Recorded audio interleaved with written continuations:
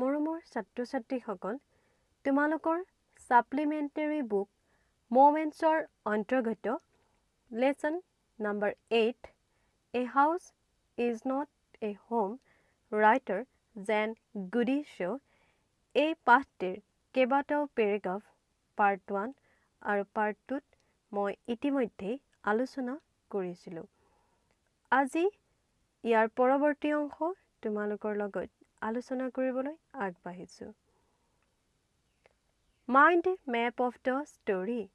ছাত্ৰ-ছাত্ৰীসকল, তোমালোকক মই এটা কথা কৈছিলোঁ যে মই এই মাইণ্ড মেপখন প্ৰস্তুত কৰিছিলোঁ যাতে তোমালোকে খুব সহজতে গোটেই ষ্টৰীটো বুজি পোৱা। এই গোটেই ষ্টৰীটোৰ যিখিনি মূল কথা আছিল সেই মূল কথাখিনি মই এই মাইণ্ড মেপখনত তোমালোকক দেখাই দিছোঁ। গতিকে এই মাইণ্ড মেপখন সদায় তোমালোকে মনত ৰাখিবা, তেতিয়া তোমালোকৰ ষ্টৰীটো মনত ৰৈ যাব। আমি পাৰ্ট 1 আৰু পাৰ্ট 2ত যিখিনি কথা ইতিমধ্যে আলোচনা কৰিছিলোঁ সেইখিনি চাওঁ আহা। যে এটা ঘৰ আছিল আৰু সেই ঘৰটোত এগৰাকী মহিলা তেওঁৰ ল'ৰাটোৰ সৈতে বাস কৰিছিল। ল'ৰাটো এখন স্কুলত পঢ়ি আছিল আৰু তাৰ এটা পেট কেট আছিল যিটো হেৰাই গৈছিল।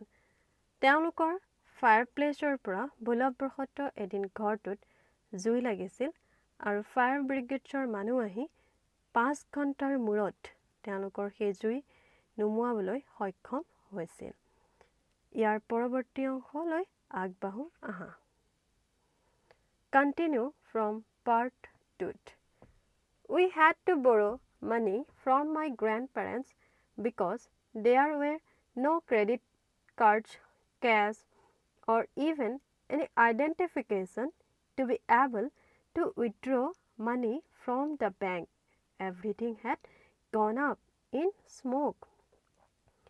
আমি ইতিমধ্যেই ছাত্ৰ-ছাত্ৰীসকল পাৰ্ট 2ত এটা কথা পাইছিলোঁ যে যেতিয়া তেওঁলোকৰ গোটেই ঘৰটো জ্বলি শেষ হৈ গৈছিল তেতিয়া মাকে আৰু ল'ৰাটোক লৈ তেওঁলোকৰ ককা আইতাকৰ ঘৰলৈ গৈছিল, কাৰণ ফায়াৰমেনে তেওঁলোকক সেই ৰাতি সেই ঘৰটোত প্ৰৱেশ কৰিবলৈ দিয়া নাছিল, কাৰণ সেইটো তেওঁলোকৰ বাবে ডেঞ্জাৰাছ আছিল।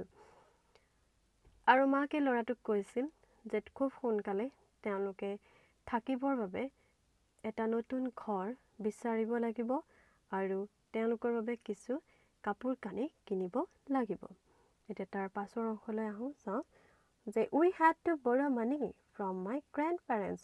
যিহেতু তেওঁলোকৰ অৱস্থা ইমানেই বেয়া হৈ গৈছিল যে তেওঁলোকে ককা আইতাকৰ পৰা পইচা ধাৰলৈ ল'বলগীয়া হৈছিল, কাৰণ তেওঁলোকৰ সকলোখিনি নগদ ধন, ক্ৰেডিট কাৰ্ড আৰু পইচা উলিয়াবলৈ ব্যৱহৃত হোৱা আন যিবিলাক আইডেণ্টিফিকেশ্যন আছিল সকলো ডকুমেণ্টছ পুৰি ছাই হৈ যায়। That week, the rubble that used to be our house was being cleared off the lot. Even though we had rented an apartment nearby, I would go over to watch them clear away debris, hoping that my cat was somewhere to be found. She was gone. তেওঁলোকৰ ঘৰটো জ্বলি শেষ হৈ যোৱাৰ পাছত যিখিনি সামগ্ৰী ৰৈ গৈছিল সেইখিনিও আঁতৰাই পেলোৱা হৈছিল। তেওঁলোকে তেওঁলোকৰ সেই পুৰণা ঘৰটোৰ ওচৰতে আন এটা এপাৰ্টমেণ্ট ৰেণ্টলৈ লৈছিল আৰু লেখক তালৈ অৰ্থাৎ তেওঁলোকৰ সেই জ্বলি ছাই হৈ যোৱা ঘৰটোলৈ প্ৰায় গৈছিল, মনত এটা আশা লৈ, হয়তোবা তেওঁৰ মেকুৰী পোৱালিটো বিচাৰি পায়েই বা। I kept thinking about her as that vulnerable little kitten. In the early morning, when I would disturb her and get out of bed, she would tag along after me, climb up my robe, and crawl into my pocket to fall asleep. I was missing her terribly. তেওঁ ভাবিবলৈ ধৰিলে যে সেইটো এটা সৰু দুৰ্বল মেকুৰী পোৱালি আছিল যিটো তেওঁ বচাইছিল। লেখকে কৈছিল যে তেওঁ যেতিয়া ৰাতিপুৱা শোৱাৰ পৰা উঠিছিল মেকুৰীটো পিছে পিছে গৈ গাত বগাই তেওঁ পিন্ধি থকা গ্ৰাউণ্ডটোৰ পকেটত সোমাই শুই থাকিছিল আৰু এতিয়া তাক তেওঁ বহুত মিছ কৰিছে হিয়াৰ vulnerable means weak easy to influence and rob means ground. It always seems that bad news spreads quickly and in my case it was no different. Everyone in high school, including the teachers, was aware of my plight. I was embraced as if somehow I were responsible. What a way to start off at a new school. This was not the kind of attention I was looking for. মৰমৰ ছাত্ৰ ছাত্ৰীসকল তোমালোকে এটা কথা খুব ভালদৰে জানা যে বেয়া কথা ভাল কথাতকৈ খুব সোনকালে বিয়পি পৰে আৰু ৰাইটাৰৰ ক্ষেত্ৰতো সেইটোৱে হৈছিল তেওঁ স্কুলৰ অৰ্থাৎ নতুন স্কুলৰ সকলো টিচাৰ ষ্টুডেণ্টছে তেওঁৰ সেই প্লাইট অৰ্থাৎ ছেড ষ্টৰিটো জানিলে আৰু সকলোৱে তেওঁ সহানুভূতিৰ দৃষ্টিৰে চাব ধৰিলে ৰাইটাৰে নতুন স্কুলত আৰম্ভণিতেই এনেধৰণৰ তেওঁৰ প্ৰতি সহানুভূতিৰ দৃষ্টিৰে অৰ্থাৎ এনেধৰণে এটেনশ্যন পাব বিচৰা নাছিল তেওঁ বিচাৰিছিল তেওঁৰ কামৰ মাজেৰে পপুলাৰ হ'ব কিন্তু বাস্তৱত সেইটো হোৱা নাছিল The next day at school people were acting even more strange than usual. I was getting ready for gym class at my locker. People were milling around me, asking me to hurry up. I thought it strange, but in the light of the past few weeks, nothing would surprise me.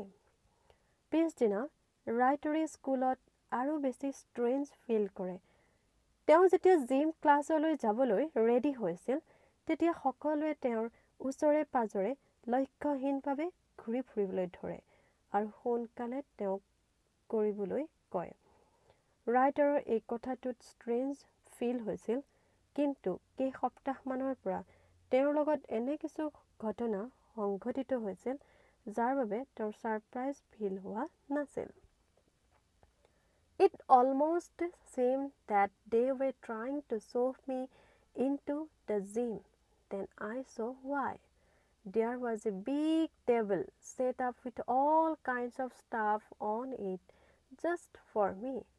They had taken up a collection and bought me school supplies, notebooks, all kinds of different clothes, jeans, tops, sweatshirts. It was like Christmas. Here, soap means push hard.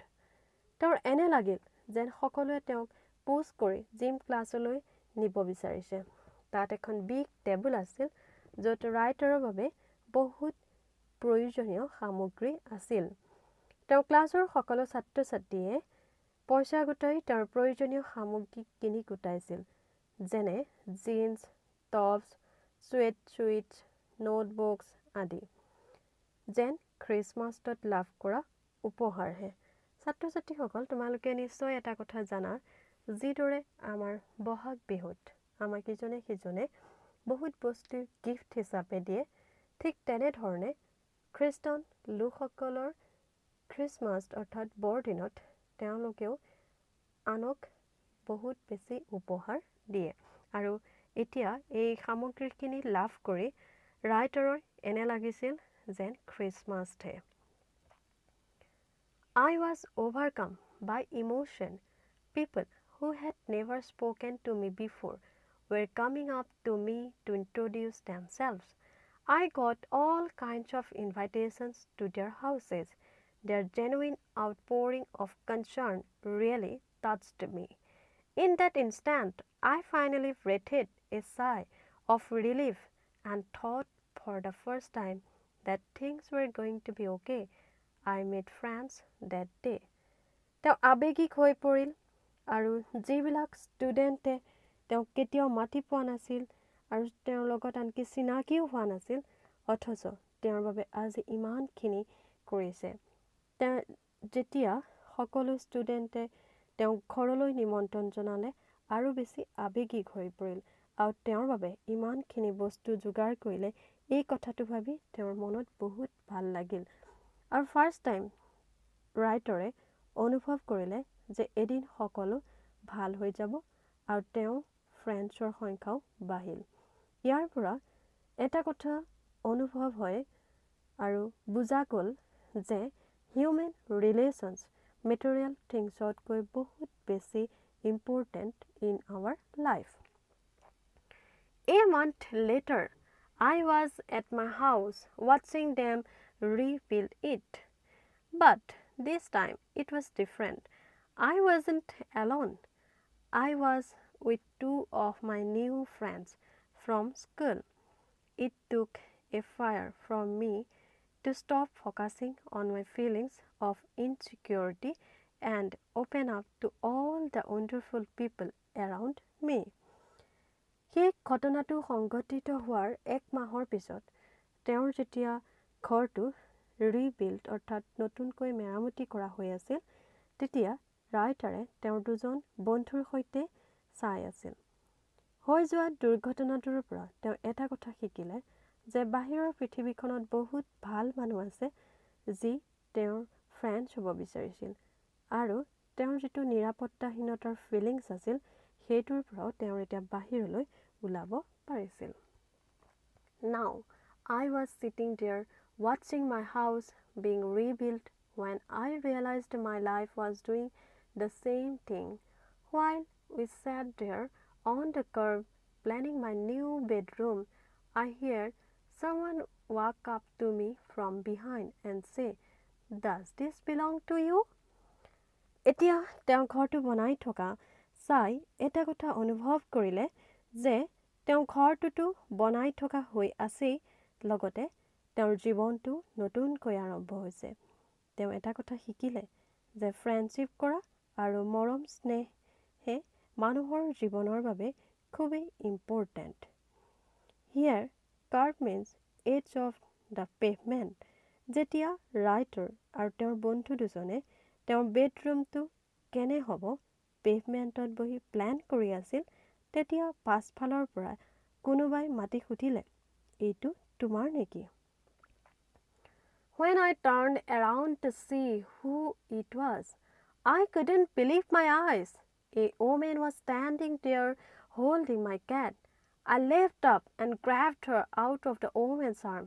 I held her close to me and cried into that beautiful orange fur. She purred happily.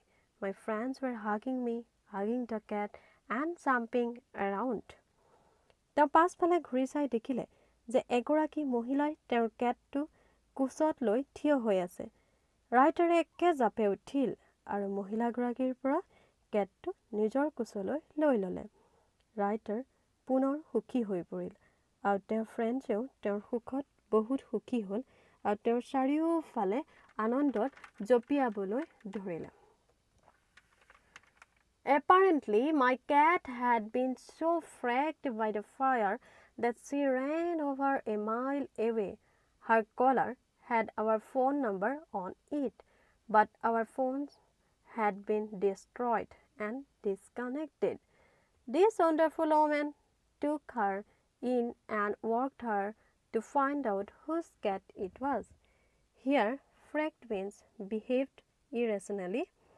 ঘৰটো জুই লগাত মেকুৰীটোৱে ইমানেই বেছি ভয় খালে যে দৌৰি দৌৰি বহুত দূৰলৈ গুচি গ'ল মেকুৰীটোৰ ডিঙিত তেওঁলোকৰ ঘৰৰ ফোন নম্বৰটো লিখা আছিল সেই মহিলাগৰাকীয়ে মেকুৰীটো পাই তেওঁলোকৰ ঘৰলৈ ফোন কৰিবলৈ ট্ৰাই কৰিছিল যিহেতু তেওঁলোকৰ ফোনটো জুইত লাগি ডেষ্ট্ৰয় হৈ গৈছিল আৰু ডিছকানেক্ট হৈ গৈছিল চ' তেওঁ ফোন লগাব পৰা নাছিল মহিলাগৰাকী ইমানেই ভাল আছিল যে তেওঁ ফোন নাম্বাৰটো কাৰ ঘৰৰ সেইটো খবৰ লৈ বিচাৰি আহিল আৰু ৰাইটাৰক লগ পাই হেৰুৱা মেকুৰীটো তেওঁ দি দিয়ে Somehow she knew this cat was loved and sorely missed. As I sat there with my friends and my cat curled up in my lap all the overwhelming feelings of loss and tragedy seemed to diminish. মহিলাগৰাকীয়ে হয়তো এটা কথা জানিছিল যে কেটটোৰ গৰাকীৰ বৰ মৰমৰ আছিল আৰু গৰাকীয়ে তেওঁক বহুত বেছি মিছ কৰি আছিল। Here, tragedy means missive and diminish means fade off. ৰাইটাৰে কয় যে শেষত তেওঁ যেতিয়া ফ্ৰেঞ্চৰ লগত বহি আছিল আৰু মেকুৰীটো কোচত লৈ তেওঁ অনুভৱ কৰে যে যিখিনি হেৰুৱালোঁ বুলি তেওঁ ইমান দিন দুখ কৰি আছিল সেই সকলোবোৰ এতিয়া তেওঁ নাইকিয়া হৈ পৰিল।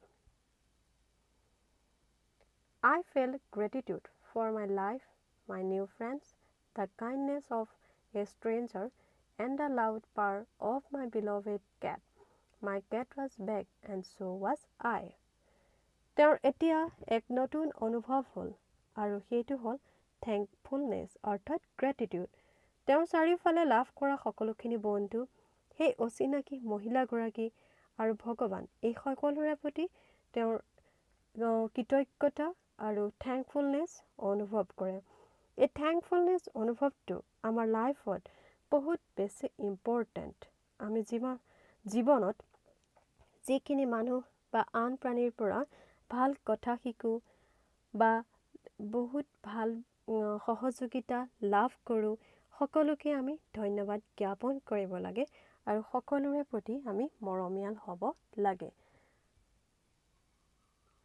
Difficult words meaning vulnerable means weak, easy to influence, rough ground, plight, sad story, curve, edge of the pavement, fract, behave irrationally, tragedy, mishap, diminish, fade off, soft, push hard. ছাত্ৰ ছাত্ৰীসকল, আমাৰ ষ্টৰিটোৰ গোটেই মূল কথাটো হ'ল যে আমাৰ লাইফত হিউমেন ৰিলেশ্যন আমাৰ বাবে যথেষ্ট বেছি ইম্পৰ্টেণ্ট আৰু আমাৰ বাবে আমি যি ভাবি থাকোঁ যে মেটেৰিয়েলিষ্টিক বস্তুহে বেছি ইম্পৰ্টেণ্ট, কিন্তু সেইটো নহয়। কাৰণ মেটেৰিয়েলিষ্টিক বস্তুবিলাক এবাৰ নাইকিয়া হৈ বা হেৰাই গ'লেও তাক পুনৰ আমি টকা পইচাৰে কিনি ল'ব পাৰিম, কিন্তু এবাৰ যদিহে হিউমেন ৰিলেশ্যনটো আমাৰ বাবে শেষ হৈ যায়, তাক পুনৰ নতুনকৈ আকৌ ক্ৰিয়েট কৰিব পৰা নাযায়। গতিকে ৰাইটাৰে যিটো ইয়াত নাম দিছিল, a house is not a home, নিশ্চয় তোমালোকে এতিয়া ইয়াৰ মিনিংটো বুজি পালা। So' thank U.